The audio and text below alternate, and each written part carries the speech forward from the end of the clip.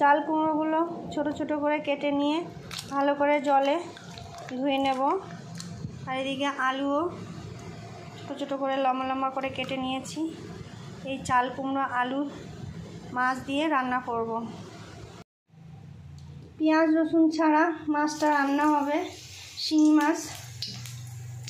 এবার তেল গরম করে এই জিরে লঙ্কা আর তেজপাতা ফোড়ন দিয়ে আলুগুলো ভেজে নেব।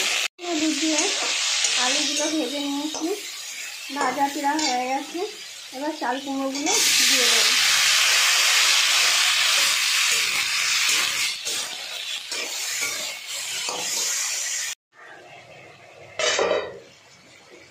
এবার আদা আর কাঁচা জিরে বেটে এটা একটু ভালো করে ভেজে জল দিয়ে দেবো।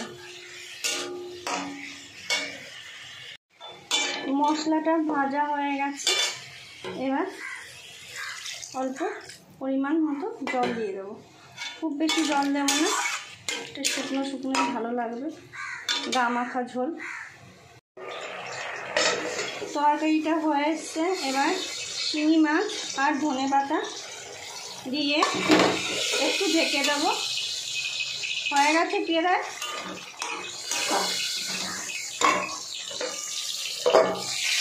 5 মিনিট পর নামিয়ে নেব। রান্না হয়ে গেল, নামিয়ে নেব। এই চাল কুমড়ো দিয়ে শিঙি মাছ তোমরা যদি খেতে ভালোবাসো তাহলে বাড়িতে করে খাবে। আর এই রেসিপিটাকে লাইক করবে, কমেন্টে জানাবে কেমন হয়েছে, আর শেয়ার করে দেবে।